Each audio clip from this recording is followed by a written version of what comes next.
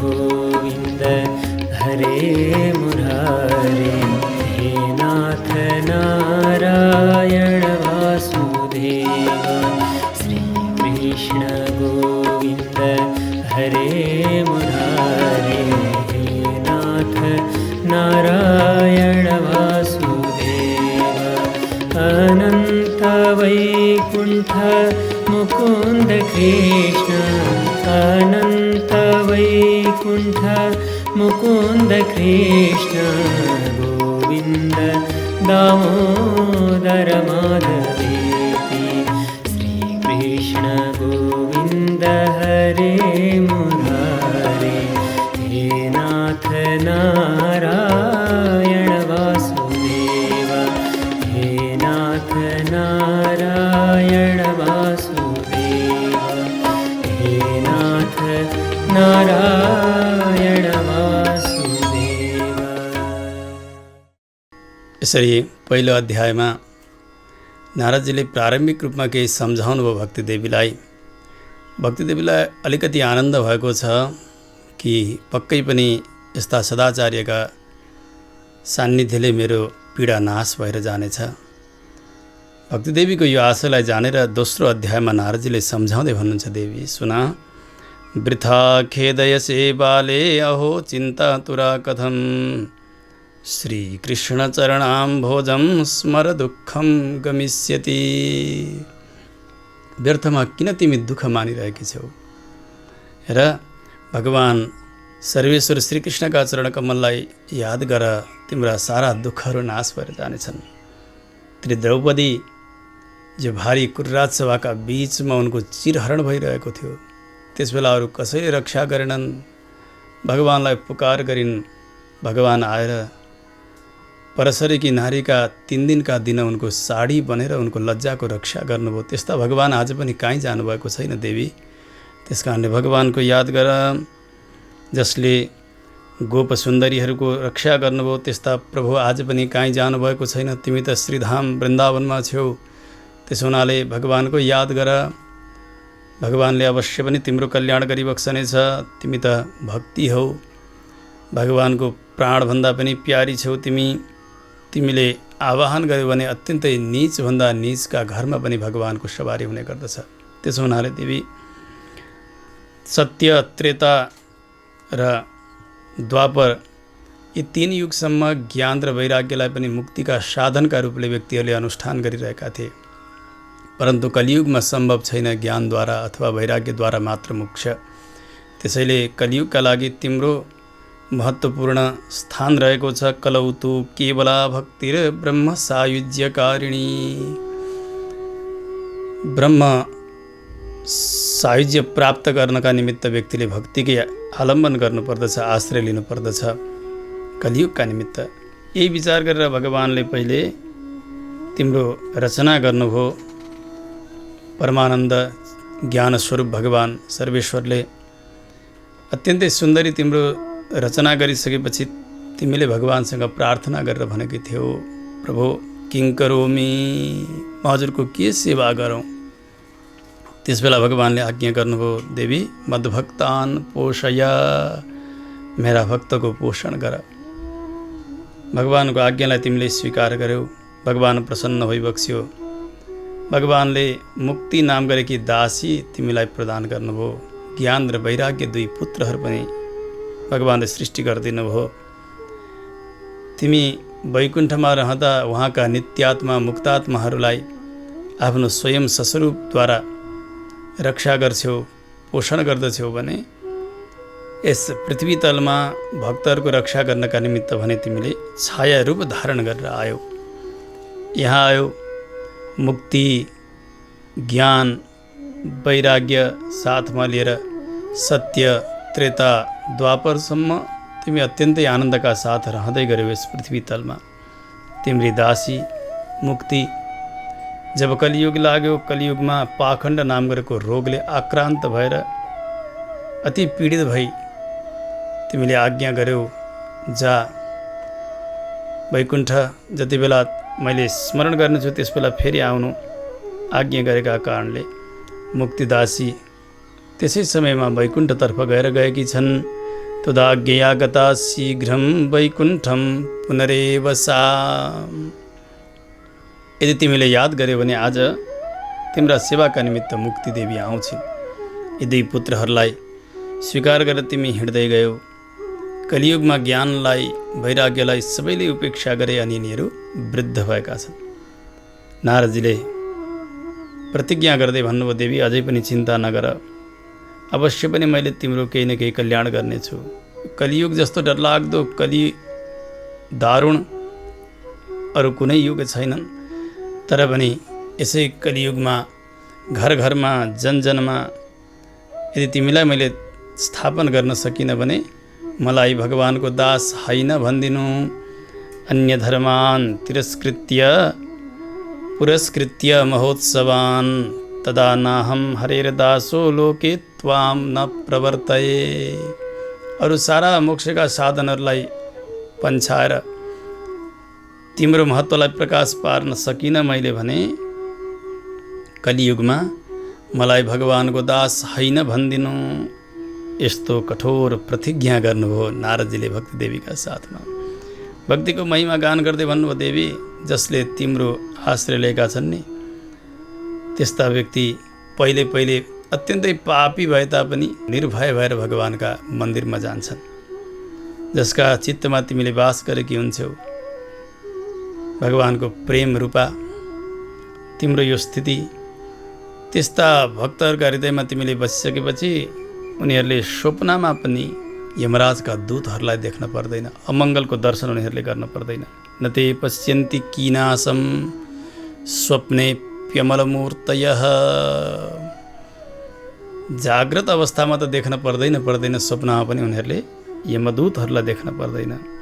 न प्रेतो न पिशाचो वा राक्षसो वा असुरोऽपि वा भक्तियुक्तमनस्कानां स्पर्शनेन प्रभुर्भवेत्। नारदजीले भन्नुभयो, देवी जुन भक्तका हृदयमा तिमी विराजित हुन्छौ नि त्यस्ता भक्तले कहिले प्रेत पिशाच अथवा ब्रह्मराक्षस आदि गरेका असुर आदि गरेका बाट हुने जति पीडा हुन् ती कुनै प्रकारको पीडालाई सहन पर्दैन। न प्रेतले न पिशाचले न असुरले न राक्षसले कसैले पनि भक्तियुक्त मन भएका त्यस्ता भागवतजनलाई स्पर्श गर्न सक्दैनन्। उनीहरू तपस्या, वेदाध्ययन, ज्ञानयोग, कर्मयोग यी सबैले भगवानलाई नै साध्न खोजेका हुन्, भगवान रूपी लक्ष्यलाई नै प्राप्त गर्न खोजेका हुन्। परन्तु सबैभन्दा सुकर उपाय भनेको कलियुगमा हरिर्हि साध्यते भक्त्या प्रमाणम तत्र गोपिकाः। ज्ञानयोग कर्मयोग आदि गरेका उति सफल छैनन् जति सफल भक्ति भगवानलाई प्राप्त गर्नका निमित्त। त्यस कारणले हजारौँ हजार जन्म प्राप्त गरिसकेपछि बल्ल बल्ल मनुष्यलाई भक्तिका विषयमा प्रीति जागृत भएर जान्छ। भक्ति जसका हृदयमा हुन्छ त्यस्ता व्यक्तिले भगवानलाई आफ्ना सामनेमा प्राप्त गर्दछ। जसले भक्ति र भक्तको द्रोह गर्दछन् भने तिनीहरू तिनै लोकमा कहीँ पनि सुख पाउँदैनन्। अम्बरीश जस्ता महाभागवत उनीसँग द्रोह गर्ने दुर्वासा ऋषि कुनै लोकमा जाँदा कुनै देवताले रक्षा गरेनन्, भगवानले पनि रक्षा गर्नु भएन। अन्तिममा आएर उनै भागवत अम्बरीशका चरणमा परेर क्षमा याचना गरेपछि बल्ल उनको रक्षा भयो। त्यस कारणले भक्ति र भक्तको जसले द्रोह गर्दछन् भने तिनै लोकमा उसको कल्याण काहीँ कसै गरी पनि हुन्न। त्यसो हुनाले व्रतभन्दा पनि, तीर्थाटनभन्दा पनि, योगभन्दा पनि, यज्ञहरूभन्दा पनि, ज्ञानभन्दा, कथा चर्चा इत्यादि सबैभन्दा उत्तम भनेको भगवानलाई प्राप्त गर्नका लागि सफल साधन भनेको भक्ति नै मात्र हो। अलम ज्ञानकथालापैः भक्तिः एकैव मुक्तिदा। भक्तिद्वारा नै मोक्ष हुन्छ। यसरी नारदजीले जब बताउनु भयो आफ्नो महत्त्व, भक्तिदेवीले सुन्दै जानुभयो। हेर्नु, कसैलाई भोक लागेको छ, कसैलाई पीडा भएको छ भने उसलाई उसको प्रशंसा गरेर उसको पेट अघाउँदैन, उसको निद्रा सम्पन्न हुन्न, उसका लागि भोजनै दिनुपर्दछ, उसका लागि बिस्ताराकै व्यवस्था गरिदिनु पर्दछ, अनि मात्रै शान्ति हुन्छ। आज भक्तिदेवीलाई पीडा छ, यी ज्ञान र वैराग्य रोगाएका छन्, वृद्ध भएका छन्, यिनीहरूलाई कसरी जगाउँ भन्ने नारदजीले एकदमै मुक्त कण्ठले आफ्नो प्रशंसा गरिदिँदा भक्तिलाई शान्ति भएन। उहाँले भन्नुभयो, नारदजी भयो भयो, मेरो प्रशंसा अब नगर्नुहोस्, हजुर धन्य हुनुहुन्छ, हजुरको म प्रति अत्यन्तै प्रगाढ प्रीति छ, दृष्टि छ, त्यस कारणले हजुरका हृदयलाई मैले कहिल्यै पनि छोडेर रहने छैन। न कदाचित विमुञ्चामि चित्ते स्थास्यामि सर्वदा, हजुरका चित्तमा सदैव म निवास गर्नेछु। हजुर कृपालु भएका कारण आज एक क्षणमै मेरा धेरै बाधाहरूलाई नाश गरिदिनु भयो। तर पनि नारदजी, यी मेरा 2 पुत्रहरू छन् नि, ज्ञान र वैराग्य, यिनीहरूमा चेतना छैन, निदाएका छन्, यिनीहरूलाई जगाएर कृपा गर्नुहोस्। पुत्रयोस् चेतना नास्ति ततो बोधय बोधय, यिनीहरूलाई जगाइदिनुहोस्। भक्तिको प्रार्थना नारदजीले सुन्नुभयो र भन्नुभयो, अब देवी तिम्रो प्रार्थना अनुसार म यिनीहरूलाई जगाउँछु। नजिकै जानुभयो, गएर आफ्ना हातले ती निदाएका ज्ञान र वैराग्यलाई यसो उठाउन प्रयास गर्नुहुन्छ। जसरी व्यक्ति निदाएको हुन्छ, निदाएकालाई गएर यसो हल्लाएर चाल गरेर उठाउन प्रयास गरिन्छ, आज नारदजी बोलाउँदै हुनुहुन्छ, उठाउँदै हुनुहुन्छ। चटपट आएनन्, अब उनीहरूका कानमा मुख जोडेर जोडसँग बोलाउन लाग्नुभयो। ज्ञान प्रबुध्यताम शीघ्रम रे वैराग्य प्रबुध्यताम, हे ज्ञान उठ उठ, हे वैराग्य उठ उठ, बोलाइरहनु भएको छ, परन्तु यो ज्ञान वैराग्य जागेनन्। वेद पाठ गर्दा पो जाग्दछन् कि उठ्दछन् कि भनेर वेद पाठ प्रारम्भ गर्नुभयो, तर पनि ज्ञान वैराग्य उठेका छैनन्। उपनिषद पाठ गर्दाखेरि यिनीहरू जाग्लान् भनेर उपनिषद पाठ पनि प्रारम्भ गर्नुभयो नारदजीले। शिक्षां व्याख्यास्यामः वर्णस्वरः मात्राबलं सामसन्तानः इत्युक्तशिक्षाध्यायः इत्यादि इत्यादि सबै उपनिषदहरू पाठ गर्दै जानुभयो, तर पनि यिनीहरू जागेका छैनन्। गीता पाठ गर्दा जाग्लान् भनेर गीता पाठ प्रारम्भ गर्नुभयो। धृतराष्ट्र उवाच धर्मक्षेत्रे कुरुक्षेत्रे समवेतायुत्सवः मामकाः पाण्डवाश्चैव किमकुर्वत सञ्जय, प्रारम्भ गरेर अन्तिममा सञ्जय उवाच यत्र योगेश्वरः कृष्णो यत्र पार्थो धनुर्धरः तत्र श्रीर्विजयो भूतिर्ध्रुवा नीतिर्मतिर्मम। यहाँसम्म सम्पूर्ण 18 अध्याय गीता पाठ गर्नुभयो नारदजीले। एकपटक होइन, बार बार गीता पाठैहि मुहुर्मुहुः, बार बार बोलाउँदा पनि यिनीहरू जागेका छैनन्। अब अत्यन्तै निदाएको व्यक्ति कसै गरी यताउति चटपटायो, अलिअलि उठ्यो भने पनि उसका आँखा खुलिरहेका हुन्नन्। आज यिनीहरूको दशा पनि त्यही भइरहेको छ। नेत्रैः अनवलोकन्तौ जृम्भन्तौ सालसौ उभौ वकवत् पलितौ प्रायः शुष्ककाष्ठसमाङ्गकौ। यसो उठ्न त खोजे, आँखा खुल्दैनन्, अनि हाई गरे अनि फेरि डङ्ग लडे। यस्ता भएका छन् यिनीहरू। हेर्नु, जो बकुल्लो हुन्छ नि, सेतो हुन्छ, सबै रौँहरू सेता हुन्छन्। आज यति वृद्ध छन् कि यिनीहरूका सारा केस रौँ सबै उसै गरी बकुल्लो फुले जस्तै फुलेका छन्। सुकेको काठ जस्तो शरीर भएको छ। भोक र प्यासले आक्रान्त छन्। फेरि सुते। नारदजीलाई बडा चिन्ता भयो, अब के गरी यिनीहरूको निद्रा जाला, किम विधेयम मया, मैले के गर्न पर्ला यिनीहरूको यो वृद्धता हटाउन, निद्रा हटाउनका निमित्त। हे भगवान् भनेर भगवान्लाई यसो सम्झनु भएको थियो। त्यस समयमा आकाशवाणी भयो, नारदजीले सुन्नुभयो। मारिसे खिद्यताम, हे नारदजी तपाईँ दुःखी नहुनुहोस्, तपाईँको अवश्य पनि यो उद्यम सफल भएर जानेछ। एतदर्थं तु सत्कर्म सुरर्षे त्वं समाचर तत्ते कर्मा विधास्यन्ति साधवः साधुभूषणाः। यिनीहरूलाई जगाउनका निमित्त, यिनीहरूलाई सुन्दर बनाउनका निमित्त, यिनीहरूको वृद्धता हटाउनका निमित्त तपाईँले सत्कर्म गर्नुपर्नेछ। त्यो सत्कर्मको उपदेश सज्जनहरूले गर्नुहुन्छ, सन्तहरूले गर्नुहुन्छ। जानुहोस्, त्यो सत्कर्मका विषयमा बुझ्नुहोस् अनि सत्कर्मको अनुष्ठान गर्नुहोस्। तत्काल ज्ञान वैराग्य जाग्नेछन्, सुन्दर हुनेछन्, युवा हुनेछन्, भक्तिलाई पनि शान्ति मिल्नेछ। यस्तो आकाशवाणी सुन्नुभयो नारदजी, यसो आकाशतर्फ हेरेको हेरे हुनुभयो। भक्तिदेवीसँग भन्नुभयो, देवी यो आकाशवाणीले पनि अत्यन्तै गोप्य रूपले बतायो। किं वा तत्साधनं कार्यं येन कार्यं भवेत्तयोः। त्यो सत्कर्म भनेको कस्तो साधन हो अनि कसरी त्यसलाई गर्नुपर्दछ, कसरी ज्ञान र वैराग्यको कष्टलाई नाश हुन सक्छ। ती सन्तहरू भनेका कहाँ छन् होला, कस्ता होलान्, कसरी देलान् यो साधनको उपदेश। अब मैले के गर्ने होला, आकाशवाणीले भने झैँ गर्न एकछिन चिन्तित हुनुभयो। अनि अन्तिममा भन्नुभयो, देवी तिमी यहीँ बस्दै गर है, यो आकाशवाणीले भनेको सत्कर्म के रहेछ त्यो म बुझेर आउनु पर्यो भनेर श्री वृन्दावन धाममा यमुनाजीका तटमा भक्तिदेवीलाई लडिरहेका ज्ञान र वैराग्यका साथमा छोडेर नारदजी अब तीर्थाटनका निमित्त भनेर निस्कनुभयो, सन्तहरूको खोजीका लागि, सत्कर्मका खोजीका निमित्त। तीर्थम तीर्थम विनिष्क्रम्य पृच्छन् मार्गे मुनीश्वरान्। तीर्थमा गएर जो मुनिहरू मिल्नुहुन्थ्यो, सन्तहरू मिल्नुहुन्थ्यो, उहाँहरूलाई सोध्दै जानुभयो। जो कोही पनि मार्गमा भेट्नुहुन्थ्यो सबैलाई सोध्दै जानुहुन्थ्यो। कसैले भन्नुभयो हामी बताउन सक्दैनौँ, कसैले भन्नुभयो असाध्यम केचन प्रोचुहु, यो सत्कर्म गरेर सकिन्न।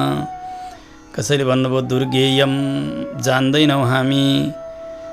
कतिपय ऋषिहरूलाई भने सङ्कट पर्यो हेर्नु, धेरै शिष्यहरू छन्, ठुला गुरु भएर बस्नुभएको छ। अब नारदजी आउँदै हुनुहुन्छ, नारदजीले सोध्नुहुन्छ, आफूले बताउन सकिएन भने शिष्यहरूका अघिल्तिर लाज हुन्छ भनेर उहाँहरूले मौन व्रत लिनुभयो। कतिपय ऋषिहरूले शिष्यहरूलाई भन्नुभयो, उहाँहरूले नारदजी आउनुभयो भने तिमीहरूले भनिदिनु हाम्रा गुरुले 1 महिनाको मौन व्रत धारण गर्नुभएको छ भनेर। त्यहाँ पनि पुग्नुभयो नारदजी, पुगेर सोध्नुभयो गुरुदेव हुनुहुन्छ? शिष्यहरूले भन्दै हुनुहुन्छ, हुन चाहिँ, तर 1 महिनासम्म नबोल्ने व्रत लिएर बस्नुभएको छ। नारदजी त्यहाँबाट पनि दुःखी भएर फर्केर जानुभयो। मुकी भूतास्तथान्येतु कियन्तस्तु पलायिताः। कतिपय लाटा जस्ता भएर, नबोल्ने जस्ता भएर बस्नुभयो ऋषिहरू भने। कति त आश्रम छोडेर भाग्नुभयो नारदजी आउँदै हुनुहुन्छ भन्ने थाहा पाएपछि। हाहाकार भयो तिनै लोकमा, बडा आश्चर्य भयो। हेर, वेद पढ्दा, उपनिषद पाठ गर्दा, गीता पाठ गर्दा पनि यी ज्ञान र वैराग्य जाग्न सकेनन्। भक्ति ज्ञान वैराग्यलाई आनन्द मिलिरहेको छैन भने अब अरू कुनै उपायहरू हामीलाई थाहा भइरहेको छैन। के गर्ने होला?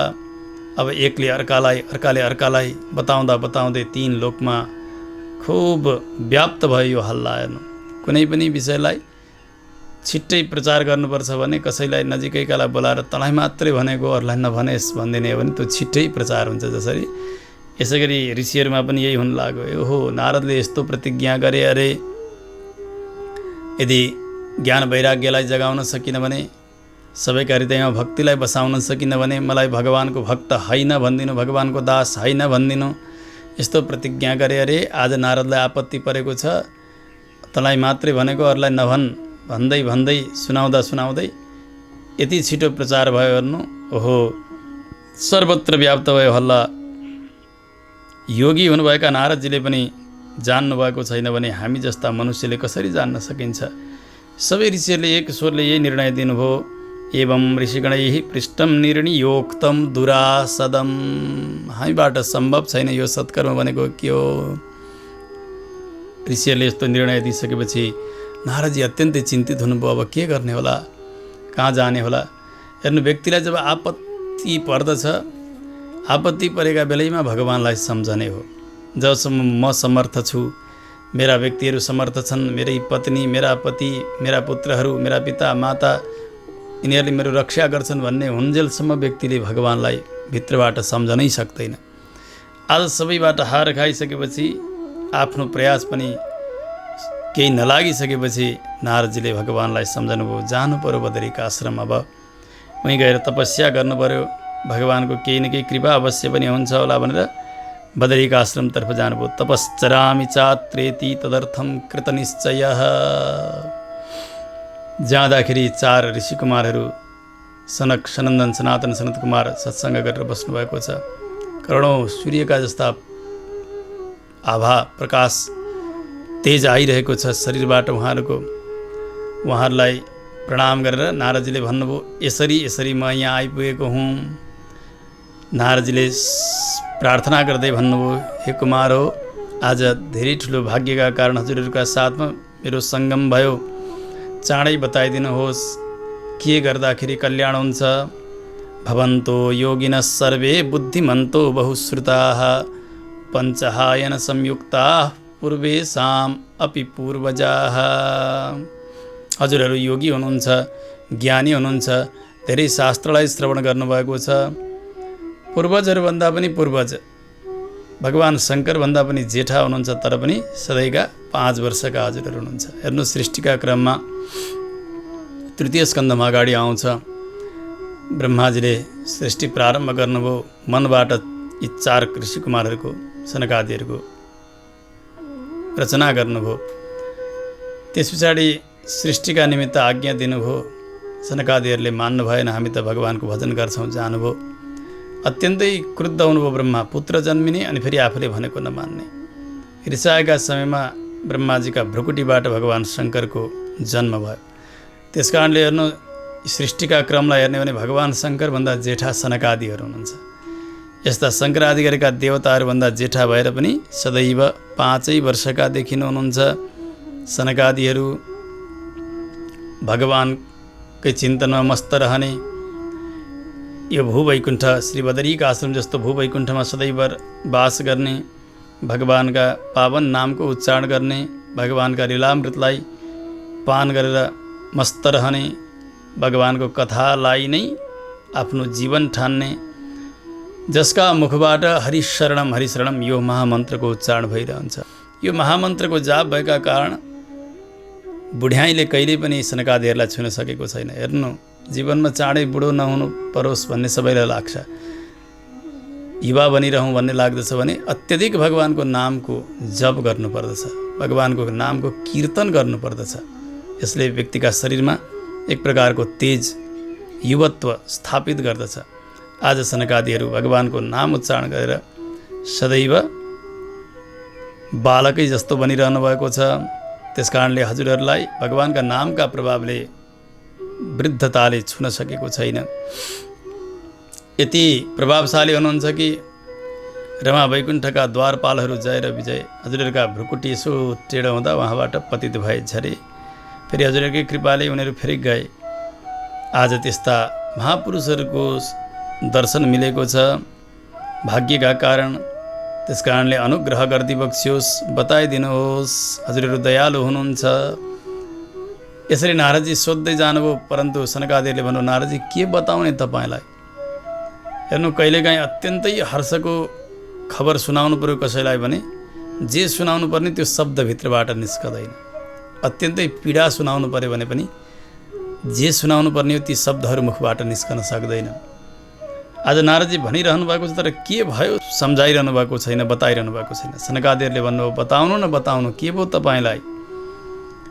यति धेरै पछाडि मात्रै नारदजीले भन्नुभयो, अशरीरगिरोक्तम यत्तत् किम साधनम उच्यताम। हो, उस बेला आकाशवाणीले भनेको त्यो सत्कर्म के हो हजुरहरूले बताइदिबक्सियोस्। त्यो सत्कर्म कसरी गर्नुपर्दछ त्यसको प्रक्रिया पनि हजुरहरूले विस्तारसँग बताइदिबक्सियोस्।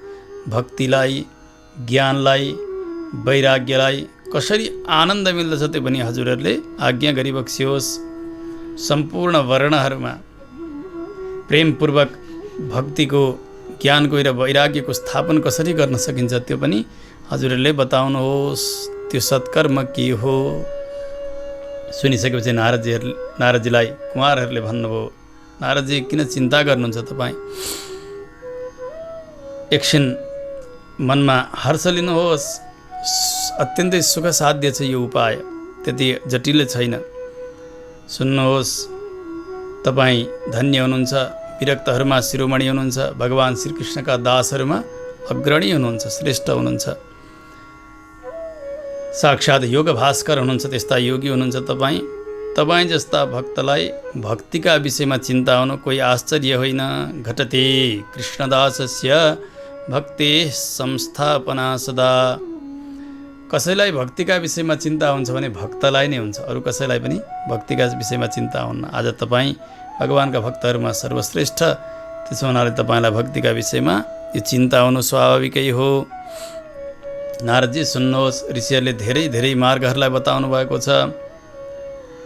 सबै मार्गहरू कस्ता छन् भने श्रमसाध्य छन्, धेरै परिश्रम गरेर सिद्ध हुनेवाला छन्, र त्यस मार्गबाट जाँदा फल भनेको अत्यधिक फल, स्वर्गसम्मको फल मात्र मिल्दछ। परन्तु वैकुण्ठ साधक पन्थ सतु गोप्यो हि वर्तते। जुन मार्गले वैकुण्ठ रूपी फल प्रदान गरोस् त्यो त अत्यन्तै गोप्य छ शास्त्रमा।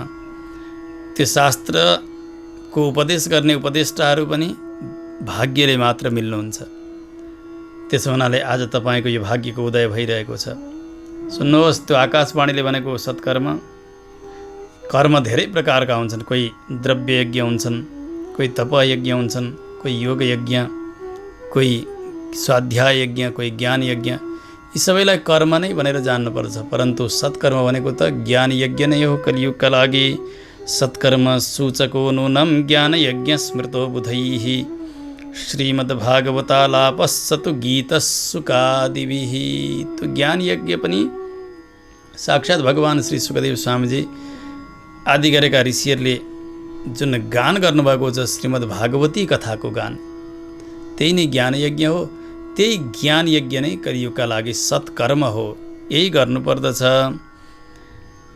यही भागवतको ध्वनि भयो भने, त्यसको घोष भयो भने भक्तिलाई, ज्ञानलाई, वैराग्यलाई बल प्राप्त हुन्छ।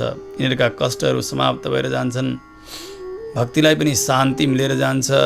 जसरी वनमा सिंहले गर्जना गरे भने त्यहाँबाट बुवासाहरू डरले भाग्दछन् नि, यसै गरी जहाँ श्रीमद् भागवतको पारायण हुन्छ, अनुष्ठान हुन्छ, ती भागवतका शब्दद्वारा सारा कलिका दोषहरू पनि ती बुवासाहरू सिंहका डरले भागे जस्तो गरिकन भाग्दछन्।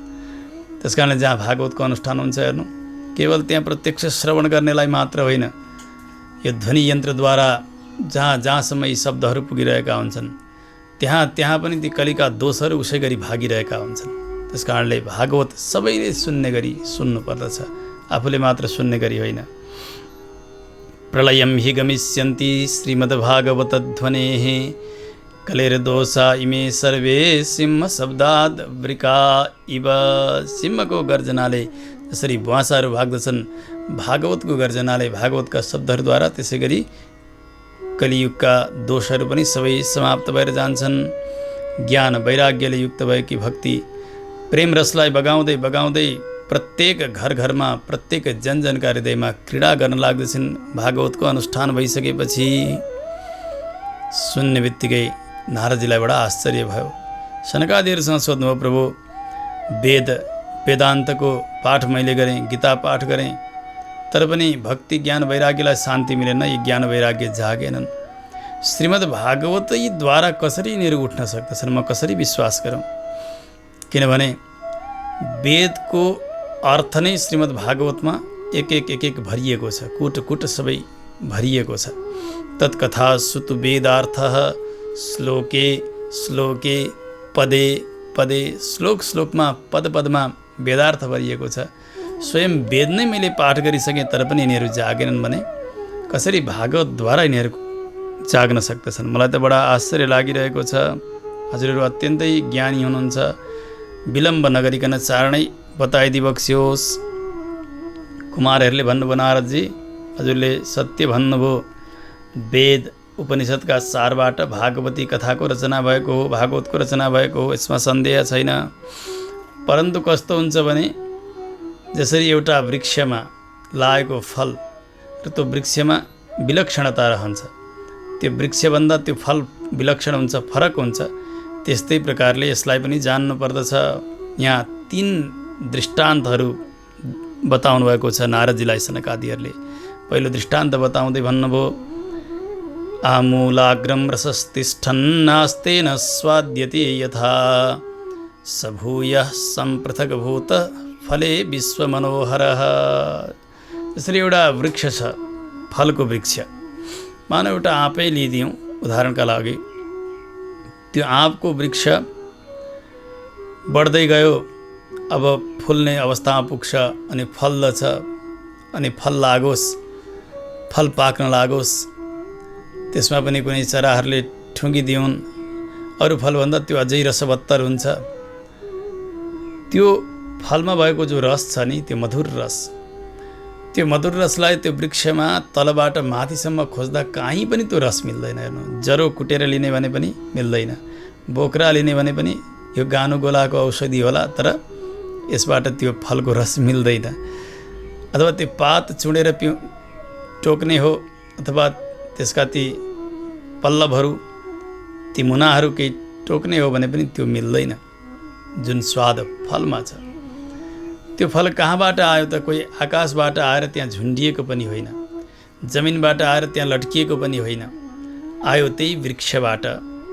त्यही वृक्षबाटै बनेको त्यो फलमा त्यति विलक्षण रस, त्यति मिठो रस भरियो, परन्तु त्यो वृक्षमा काहीँ खोज्दाखेरि त्यो रस छँदै छैन। जसरी आखिर आयो त्यही वृक्षबाट त्यो फल, त्यस्तै प्रकारले सम्पूर्ण वेदादि शास्त्रहरूलाई त्यो रुख जस्तो, त्यो वृक्ष जस्तो मान्नु पर्दछ। र त्यहाँ लागेको फल, अत्यन्तै पाकेको फल, रस भरिएको फल भनेको श्रीमद् भागवत महापुराण, यसरी जान्नु पर्दछ। त्यस कारणले श्रीमद् भागवत महापुराणले गर्ने काम यीहरू वेदादि शास्त्रहरूले गर्न सक्दैनन्। जसरी फलको स्वाद त्यो रुखमा मिल्दैन, त्यसै गरी श्रीमद् भागवत महापुराण भनेको साक्षात् वेदरूपी कल्पवृक्षमा लागेको फल, पाकेको फल। त्यसो हुनाले भागवतले गर्ने काम स्वयं वेदले पनि गर्न सक्नुहुन्न। यो एउटा उदाहरण दिनुभयो। अर्को उदाहरण दिँदै भन्नुभयो, यथा दुग्धे स्थितं सर्पिः न स्वादायोपकल्पते पृथक् भूतं हि तद्गव्यं देवानां रसवर्धनम्। जसरी हेर्नु, एउटा दुध, गाईको दुध तताइयो, ठिक्क गरम भएपछि त्यहाँ जोडन लगाइदिने हो भने जम्दछ, दही बन्छ।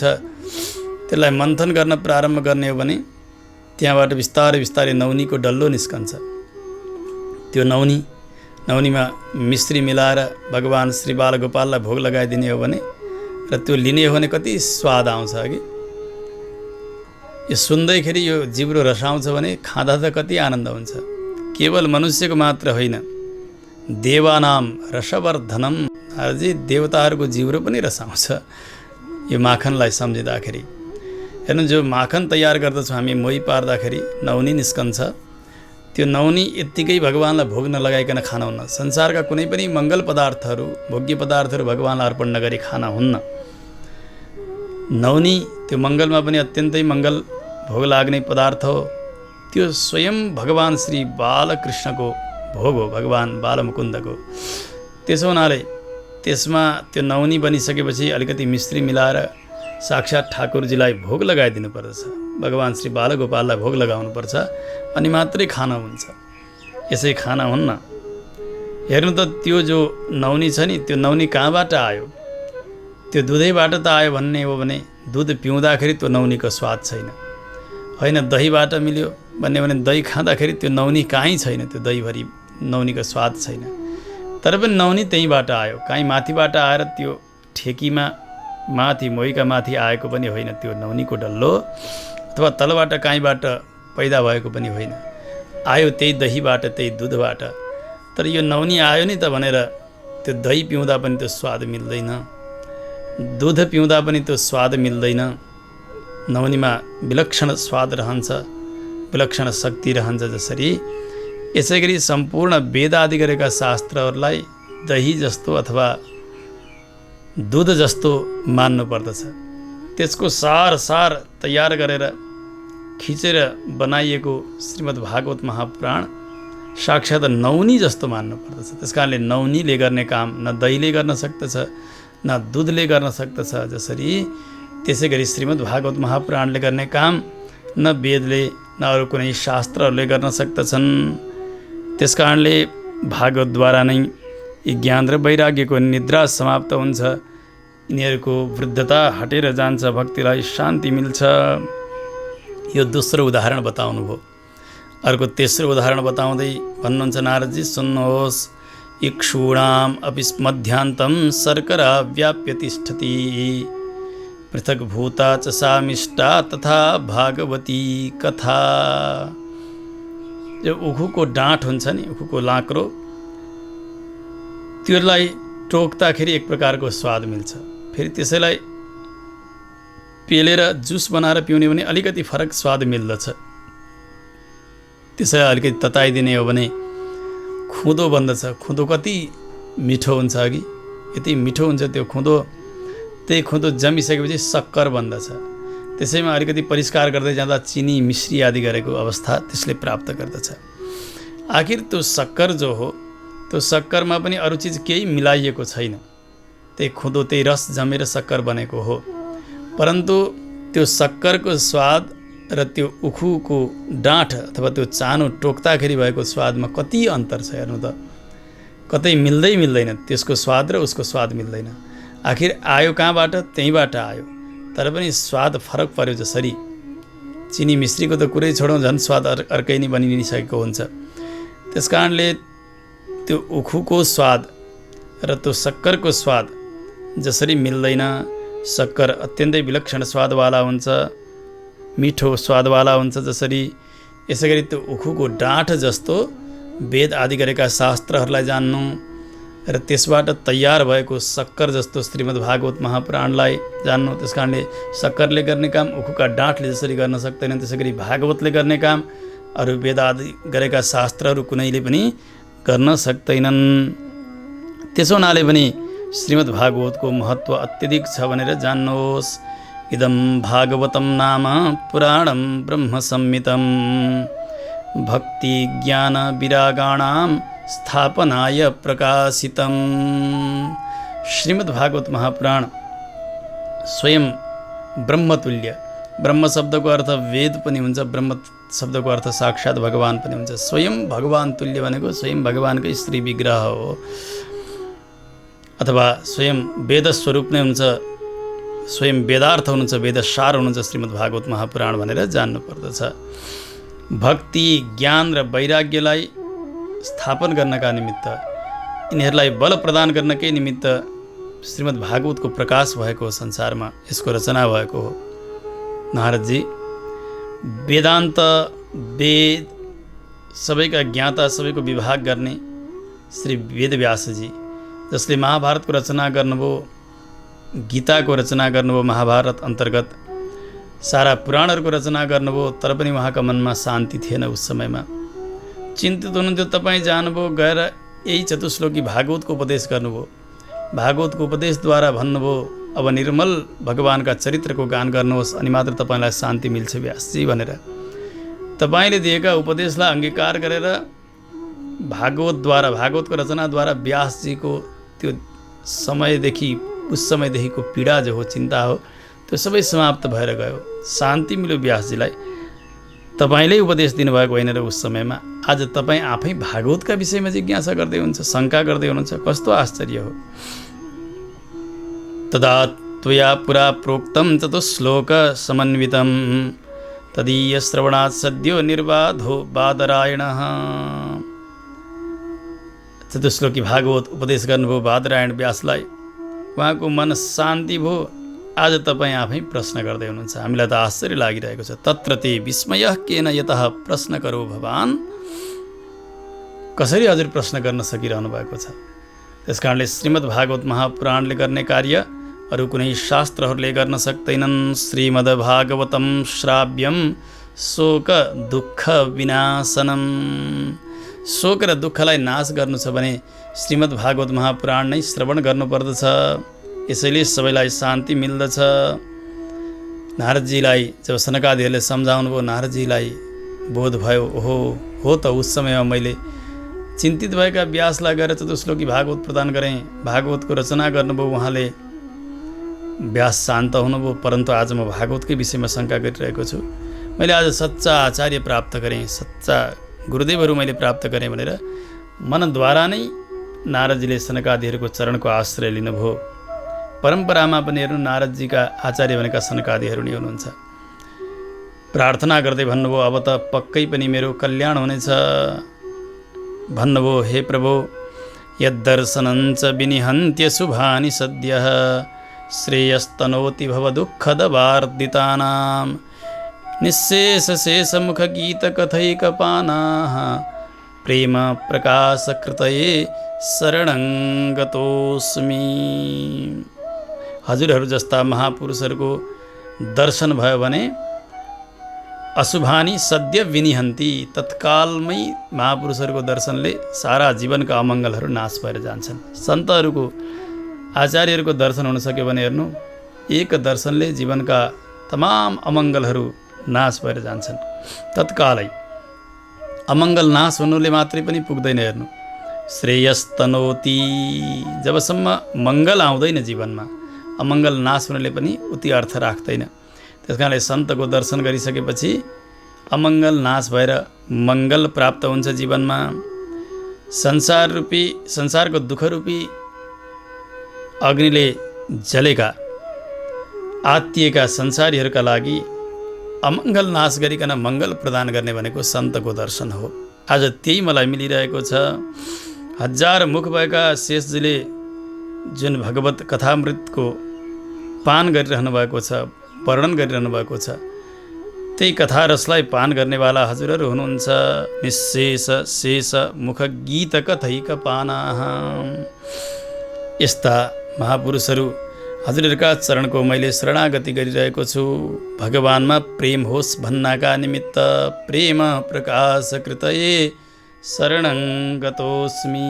हेर्नु, भगवानमा प्रेम बनाउनका निमित्त पहिले सन्तहरूका चरणमा व्यक्ति पुग्नु पर्दछ, सन्तहरूका आश्रयमा पुग्नु पर्दछ। आचार्य सम्बन्ध भएन भने भगवानमा प्रेम बन्दैन। किनभने हेर्नु, कोही राजा हुन्, कोही महाराजा हुन्, अथवा कोही ठुला व्यक्ति हुन्, उनका साथमा जानु छ भने, उनका विषयमा जान्नु छ भने उनका नजिकका व्यक्तिसँग सम्बन्ध बनाउनु पर्दछ। ती नजिकका व्यक्तिले भित्रका सबै रहस्यहरू बताइदिन्छन्। ती राजाको स्वभावशील, उनको विचार, उनको दिनचर्या सबै बताइदिन्छन्। त्यसै गरी सन्तहरू भनेका, आचार्यहरू भनेका भगवानका नजिकका हुनुहुन्छ। उहाँहरूसँग हाम्रो सम्बन्ध बन्न सक्यो भने, आचार्य चरणमा व्यक्ति समर्पित भयो भने उहाँहरूका सम्बन्धद्वारा भगवानमा प्रेम बन्दछ। किनभने आचार्यहरूले भन्नुहुन्छ, बाबु भगवान यस्तो हुनुहुन्छ, यस्ता भगवानको ध्यान गर्ने गर, यसरी सेवा गर, भगवानको सेवाको क्रम यो हो। अनि भगवानलाई यसरी भोग लगाउने, भगवानलाई यसरी सुताउने, यसरी उठाउने, यसरी श्रृङ्गार गर्ने, भगवानका पावन कथाहरू यसरी श्रवण गर्ने, भगवानका नामको सङ्कीर्तन यसरी गर्ने। यो जीवन अत्यन्तै अनमोल जीवन छ। अब फेरि यो जीवन बितेर गयो भने ठुलो अपाय हुन सक्दछ, ठुलो विपत्ति हुन सक्छ। त्यस कारण यसबाटै अब भगवत धामतर्फ जानुपर्दछ। त्यसका लागि भगवानका यस्ता मङ्गल गुणहरू चिन्तन गर भनेर पावन पावन भगवानका कथाहरू श्रवण गराइदिनुहुन्छ आचार्यले। अनि त्यो शिष्यको, त्यो चेतनको भगवानमा प्रेम बढेर जान्छ। होइन भने आफूले नै गर्ने हो भने हेर्नु, त्यो जसलाई ध्यान गरिँदैछ, जसलाई अपनाइँदैछ, उसका विषयमा जानिएन भने हाम्रो लगाव ती बढेर जाँदैन। उसका स्वरूप रूप गुण वैभवका विषयमा जान्नुपर्ने हुन्छ। त्यो बताइदिनेवाला केवल आचार्य हुनुहुन्छ, सन्त हुनुहुन्छ। त्यस कारणले भगवानमा प्रेम बनोस् हामी सबैलाई लाग्दछ नि। भगवानमा प्रेम हुनका निमित्त सन्त महापुरुषहरूको सङ्गत गर्नुपर्दछ, जीवनमा गुरु गर्नुपर्दछ। त्यस्ता ज्ञान अनुष्ठानले सम्पन्न भएका आचार्यहरूका चरणमा पुग्नु पर्दछ र मात्रै भगवानमा प्रेम बढ्दछ। आज मलाई त्यही अवसर मिलिरहेको छ। प्रेम प्रकाश कृतये शरणं गतोस्मि। भगवानमा प्रेम होस् भन्नका निमित्त हजुरहरूका चरणको शरणागति गरिरहेको छु। प्रार्थना गर्दै नारदजीले भन्नुभयो, हे गुरुदेव, भाग्योदयेन बहुजन्म समर्जितेन सत्सङ्गमं च लभते पुरुषो यदा वै अज्ञानहेतुकृतमोहमदान्धकार नासं विधाय हि तदोदयते विवेकः। आज जन्म जन्मको भाग्यको उदय भएछ र सत्सङ्ग प्राप्त भएको छ। व्यक्तिलाई जन्मान्तरको जब भाग्यको एकट्ठा हुन्छ, त्यसमा पनि भगवानको दृष्टि पर्छ अनि मात्रै सत्सङ्गमा जाने इच्छा हुन्छ। सत्सङ्ग भनेको सताम सङ्गः सत्सङ्गः। सन्त पुरुषहरूका गोष्ठीमा, उहाँहरूका सन्निधिमा जाने अवसर भगवत कृपाद्वारा प्राप्त हुन्छ। किनभने बिनु सतसङ्ग विवेक न होई, राम कृपा बिनु सुलभ न सोई। गोस्वामी तुलसीदासजीले बताउनुहुन्छ, सत्सङ्ग नभइकन विवेक हुँदैन। फेरि त्यो सत्सङ्गमा जानका निमित्त रामजीको कृपा आवश्यक रहन्छ। त्यस कारणले आज त्यही प्राप्त भइरहेको छ। हेर्नु, सत्सङ्गमा दुई काम गराइन्छन्। एउटा नाम कीर्तन हुन्छ, अर्को भगवानको गुण कीर्तन हुन्छ। नाम कीर्तन भनेका भगवानका नाम उच्चारण गर्ने, संकीर्तन गर्ने, हरे राम आदि, अथवा नारायण श्रीराम जय राम, श्रीकृष्ण गोविन्द हरे मुरारे आदि गरेका यी पावन नामहरूको उच्चारण, यसलाई नाम संकीर्तन भनिन्छ। यो एउटा यो जीवको अन्तस्करण शोधनको प्रक्रिया हो। त्यसै गरी अर्को हुन्छ गुणकीर्तन। गुणकीर्तन भनेका यस्तै भगवानका पावन चरित्रहरूलाई सुन्नु, यो पनि कीर्तनै हो। भगवानका चरित्रहरूको गान गर्नु अथवा भगवानका चरित्रहरूलाई श्रवण गर्नु, यसलाई गुणकीर्तन भनिन्छ। यी दुई हुन्छन्। हेर्नु, यी दुवैले यो अन्तस्करणलाई पवित्र बनाउँछन्, सफा बनाउँछन्। जस्तो कुनै बर्तन जलेको छ भने जति डढेको छ त्यति नै धेरै प्रयास गर्नुपर्छ त्यसलाई साफ गर्नका लागि। धेरै जलेको छ भने बालुवा राखेर, मस्को पनि तगडा राखेर, घुँडा मारेर त्यसलाई घोट्नुपर्छ अनि मात्रै जान्छ।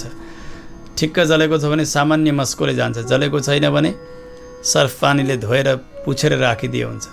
यसै गरी जीवात्माको यो अन्तःकरण यसरी जलेको छ। हेर्नु, अनादिदेखिको अविद्या, कर्म वासना अनि रुचि यसरी कटकटिएर रहेको छ, यसरी कटकटिएको छ। हेर्नु, यो आत्मा त स्वयं आफैमा ज्ञान स्वरूप हो, त्यो ज्योति स्वरूप हो। परन्तु एउटा लालटिन भन्ने हुन्छ नि, पहिले हुन्थ्यो, त्यो लालटिनभित्र बत्ती बलिरहेको हुन्छ सलेदोमा, माथिबाट सिसाले त्यसलाई ढाकिएको हुन्छ। धेरै दिनसम्म त्यो सिसालाई साफ गरिएन भने त्यो मैलो कालो धुवाँले त्यो सिसालाई कालो बनाउँछ। अब भित्र भएको बत्ती देखिँदैन। बत्तीको काम के हो भने स्वप्रकाशकत्व सति परप्रकाशकत्वम दीपस्य लक्षणम। आफूलाई देखाउँदै देखाउँदै अरूलाई पनि देखाइदिनु यो दीपकको लक्षण हो। तर आज त्यहाँभित्र बलेको जो दियो हो, बत्ती हो, त्यो लालटिनभित्र सिसा साफ नगर्नाले के भयो भने अरूलाई त देखाउन परै जाओस्, आफै पनि हरायो, त्यहीँभित्र छ कि छैन थाहा हुन्न। यसै गरी यो चेतन अत्यन्तै ज्ञान स्वरूप छ, परन्तु यसै गरी अविद्या, कर्मवासना, रुचिका कारण यसरी लेप लागेको छ कि उसको त्यो ज्ञान ढाकिएको छ। त्यसलाई फेरि उजागर गर्नका निमित्त सत्सङ्गमै जानुपर्दछ। त्यो पहिलो मैलो साफ गर्नका निमित्त कडा ब्रस अथवा त्यो मस्को भनेको भगवानको नाम कीर्तन हो। त्यस कारणले सत्सङ्गमा जानै मन लाग्दैन नि हामीलाई। जान्नुपर्छ हाम्रो हृदय त्यति नै जलेको छ, त्यति अपराध हामीले जन्मजन्मान्तरमा गऱ्यौँ। त्यस कारण काहीँ कीर्तनमा पुगिहाल्यो भने पनि राम भनेर आफ्ना मुखले उच्चारण गर्दैन, लाज हुन्छ। त्यसबाटै जान्नु पर्यो कि आफूले हो म कति पापी रहेछु, जन्मजन्मान्तरमा कति धेरै अपराध गरेको रहेछु, आज मेरा मुखले राम भनिरहेको छैन, भगवानका नाम उच्चारण गरिरहेको छैन। जति इच्छा हुँदैन त्यति थाहा पाउनु पर्यो कि म कुन कोटिको अपराधी हुँ, कति पापी हुँ। त्यस कारणले हेर्नु, मन त लाग्दैन हाम्रा जन्मजन्मान्तरका अपराधले गर्दा, तर पनि सत्सङ्गमा गइसकेपछि जबरजस्त भए पनि भगवानको नाम लिने, पीडै भए पनि नाम लिँदै जाने, कष्टै होस् तर पनि नाम लिँदै जाने। एक दिन त्यस्तो अवस्था आउँछ कि त्यो मैलो, पहिलो जो बाक्लो मैलो हो त्यो सबै हृदयको माझिँदै जान्छ। त्यस पछाडि अलिकति नरम मस्को भनेको, सर्फ लगाएर धुने, चम्काउने क्रम भनेको भगवानको गुणकीर्तन हो। गुणकीर्तनमा भगवानका कथा श्रवण गर्ने, चित्त लगाएर भगवानको कथा सुन्न थालिसकेपछि बिस्तारै बिस्तारै त्यो हृदय चम्किन प्रारम्भ गर्दछ, सफा हुन्छ। त्यस कारणले यी दुई काम गराइन्छन्, नाम कीर्तन र गुणकीर्तन सत्सङ्गमा। त्यसबाट के हुन्छ? सत्सङ्गमं च लभते पुरुषो यदा वै अज्ञान हेतु कृत मोह मदान्धकार नाशं विधाय हि तदा उदयते विवेकः। अज्ञान कारण भएर हुने मोह र मद रूपी, मोह भनेको अज्ञानकै एउटै अवस्था विशेष हो, मद भनेको घमण्ड। यी दुई अन्धकार हुन्, यसले जीवात्माको वास्तविक स्वरूपलाई ढाकिरहेका छन्। यी अन्धकारलाई नाश गर्ने विवेकको उत्पत्ति हुन्छ सत्सङ्गमा गइसकेपछि। नाम कीर्तन र गुणकीर्तनद्वारा यी सबै मोह मदरूपी अन्धकार नष्ट भएर जान्छन् र भगवत साक्षात्कारका निमित्त चाहिने विवेक प्रकट हुन्छ, ज्ञान प्रकट हुन्छ। आज त्यही कृपा ममाथि भएको छ। भगवत कृपाले हजुरहरू जस्ता आचार्यहरूका सन्निधिमा म आइपुगेको छु। अब अवश्य पनि मेरा हृदयको अज्ञानले कुनै स्थान पाउने छैन। हजुरहरूका उपदेशले, हजुरहरूका दर्शनले अब जीवनमा सदैव मङ्गलै मङ्गल मात्र प्राप्त हुनेछ। धन्य हो आज हजुरहरू जस्ता महापुरुषको सन्निधि मैले प्राप्त गरेँ भनेर नारदजीले सनकादिका चरण कमलमा साष्टाङ्ग प्रणति गर्नुभयो। मनमा शान्ति छ। अब अवश्य पनि यो सत्कर्मको अनुष्ठान यहाँहरूले गराएर ज्ञान वैराग्यसहित भक्तिलाई शान्ति मिल्नेछ र मेरा हृदयको पनि कष्ट समाप्त भएर जानेछ भनेर विश्वस्त हुनुभयो नारदजी। सनकादिका चरणमा साष्टाङ्ग दण्डवत गरेर वन्दना गरेर अब अगाडि केही जिज्ञासाहरू गर्न लाग्नुहुन्छ। तेस्रो अध्यायमा दोस्रो अध्यायको महात्म्यको कथा यही सम्पन्न भयो। कृष्ण गोविन्द हरे मुरारे, हे नाथ नारायण वासुदेव, अनन्त वैकुण्ठ मुकुन्द कृष्ण, अनन्त वैकुण्ठ मुकुन्द कृष्ण, गोविन्द दामोदर माधवेति, श्रीकृष्ण गोविन्द हरे मुरारे, हे नाथ नारायण वासुदेव, हे नाथ नारायण वासुदेव, हे नाथ नारायण